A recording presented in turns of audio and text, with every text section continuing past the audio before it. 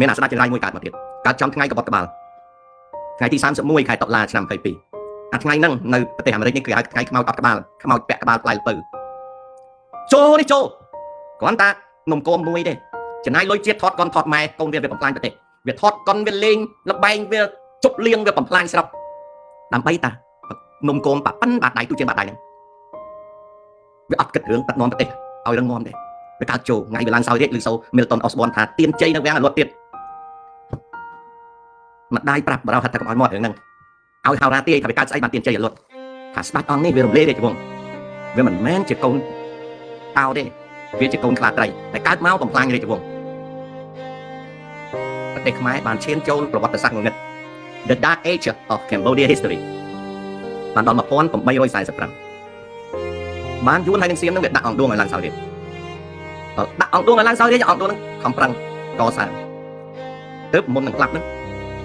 តែសេសម្បត្តិទៅសុំឲ្យបារាំងវាមកជួយក៏វានៅសល់ខ្មែរប៉ាន់បាត់ដៃនឹងដល់មកសម័យថ្ងៃមួយមានទំនាយហៅណាឆ្នាំ41ហ្នឹងវាកើតឡើងនៅឆ្នាំ60ខែមិថុនារាជានិយមខ្មែរត្រូវបានអាលាយដោយដៃអាមួយហ្នឹងដោយសារជោមិនដែលខំប្រឹងពង្រឹងរដ្ឋពង្រឹងប្រទេសជាតិទេចូលទៅយួនក៏វាបញ្ចុះបស៊ីវាដាក់គ្នាវាចិត្ត 60000 នាក់មកនៅលើដីខ្មែរចិនវាមកបញ្ចុះបស៊ីក៏វាកើតបកកុម្មុយនីសចិនសាខានៅកម្ពុជាចុងបញ្ចប់ឆ្នាំ70ស្រុកធ្លាក់ចូលក្នុងភ្លើងសង្គ្រាមដោយសារអីដោយសារចូលដោយសារតែចូល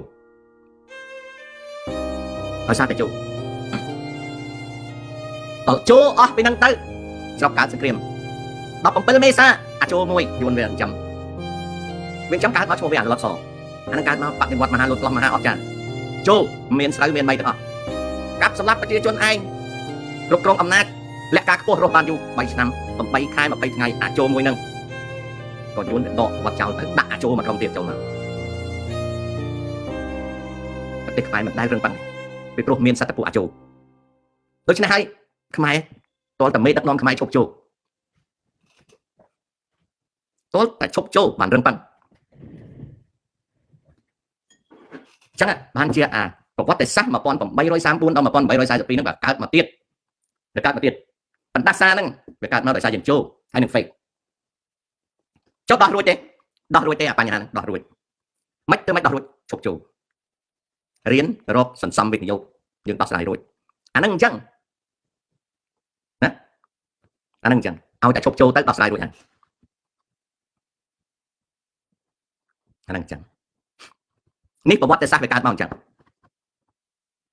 យើងអួតណាវប្បធម៌ដ៏ល្អបវរសម័យអង្គរចេះអួតពីវប្បធម៌ល្អបវរសម័យអង្គរប៉ុន្តែអត់ដែលសិក្សាថាម៉េចអង្គរលំទេម៉េចបានជាអាណាចក្រអង្គរដួលរលំអត់សិក្សាទេអត់សិក្សាថាហេតុដូចម្ដេចបានជាអាណាចក្រអង្គរនឹងដួលរលំអត់ដែលសិក្សាថាម៉េចបានលងវែកនឹងវារលំអត់ដែលសិក្សាថាកម្ពុជានាវាសន្តិភាពកោះសន្តិភាពម៉េចបានវារលំហើយក៏អត់សិក្សាថាអរគុណសន្តិភាពម៉េចបានវាលាយឥឡូវនេះអរគុណសន្តិភាពលាយបាត់ហើយគ្រាន់តែមនុស្សខ្មែរយើងមើលមិនដឹងថាអរគុណសន្តិភាពវាលាយបាត់អរគុណសន្តិភាពពីព្រោះអត់មានអាចការពារមិនឲ្យបរទេសរំលោភឈ្លានពានបានទេបានតែវាយក្បាលខ្មែរគ្នាឯងតែអត់អាចការពារបរទេសមិនឲ្យរំលោភឈ្លានពានអរគុណសន្តិភាពអីទៀត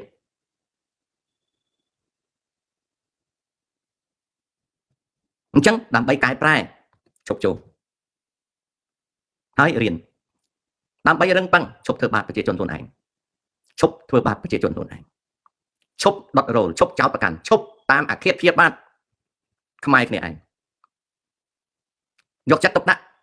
នឹងការរៀនសូត្រការកសាងផលិតកម្មការកសាងជីវភាពការកសាងសេដ្ឋកិច្ចការកសាងកម្លាំងការកសាងការការពារបានរស់បានបើមិនចឹងទេអាលិចដើរមកកើតសម្រាប់មកលិចព្រោះវាអត់ដីនៅប្រជាជនវាច្រើនបច្ចុប្បន្ននេះសណ្ដាប់ធ្នាប់ពិភពលោកវាកំពុងតែប្រេះស្រាំវា become fragile ប្រព័ន្ធគ្រប់គ្រងពិភពលោកវាធ្លាក់ចុះវាប្រេះស្រាំណាវាប្រេះស្រាំវាកំពុងតែ become fragile វាប្រេះវាស្រាំ